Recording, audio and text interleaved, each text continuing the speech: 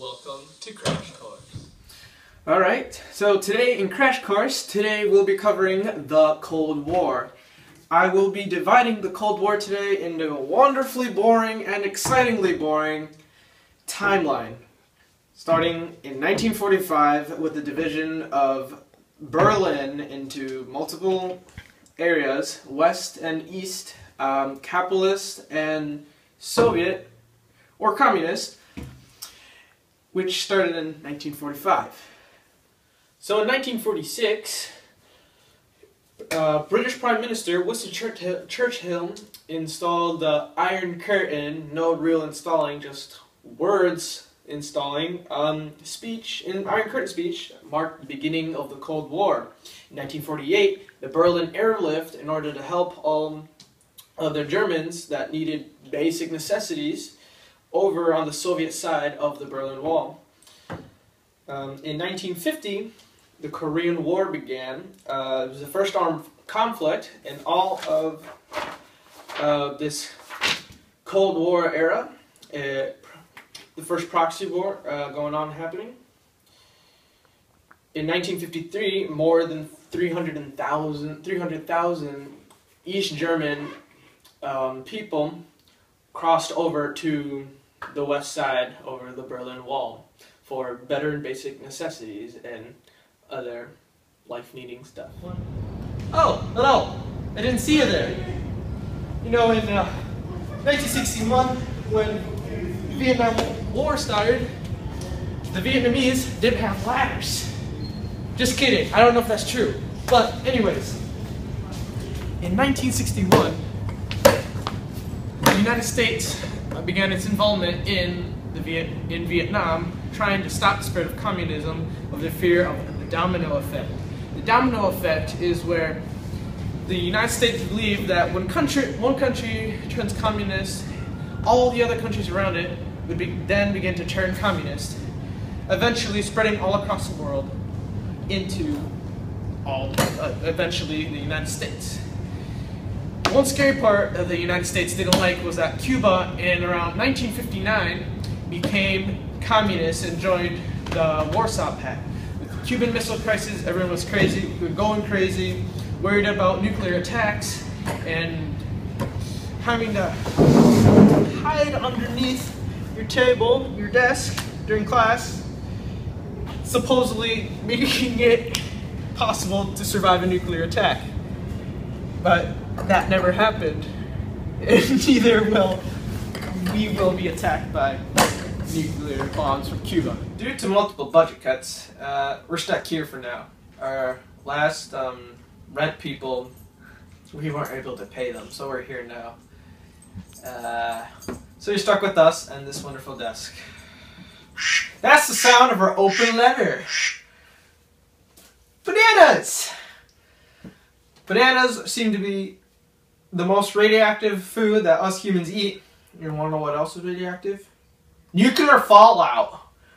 Nuclear fallout is when radioactive material from bombs and stuff from like communists and sadly us capitalists, United States, when nuclear stuff falls out of the sky after being blown through winds. So, speaking of things that fly and can be dangerous when they come back down, fallout, or flying rocket ships, let's talk about the space race between both the United States and the Soviet Union.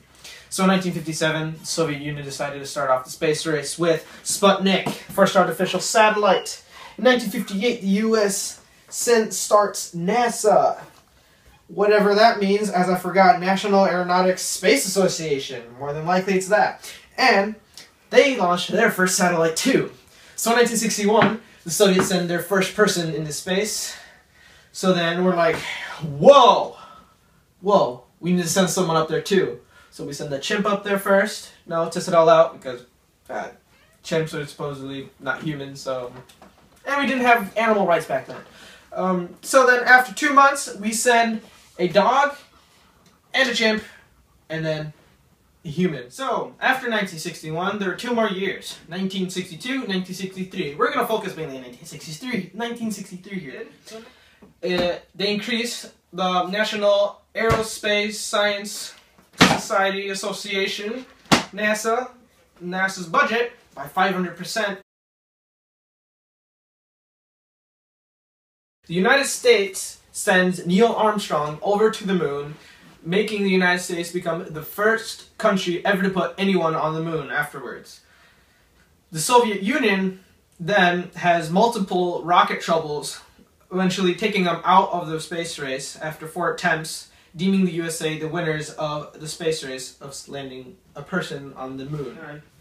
During 1967, which is one of the years in between, the Soviet Union accuses the United States of encouraging the Israeli attack and seizure of Sinai. Over in the West Bank, East Jerusalem,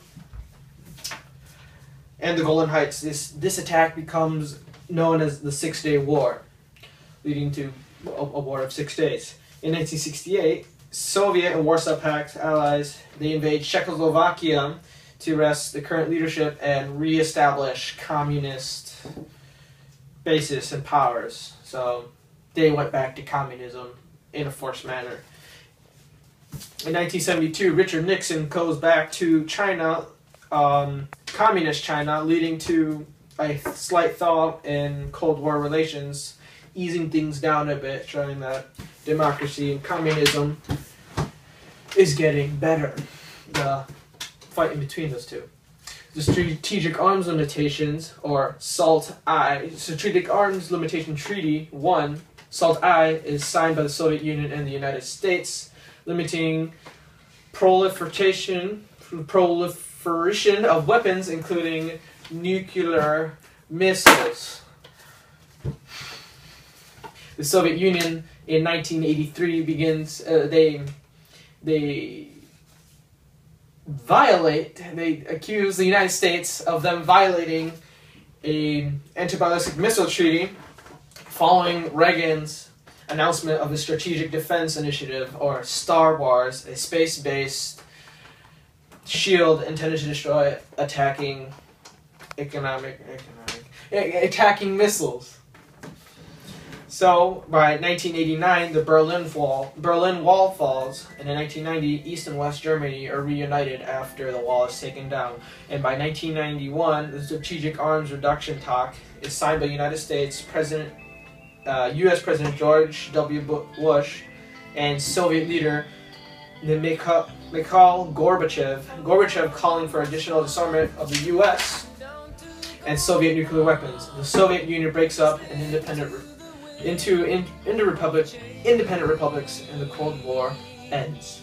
That is the end of our Cold War amazingly boring and amazingly fantastically boring timeline. Thank you for watching.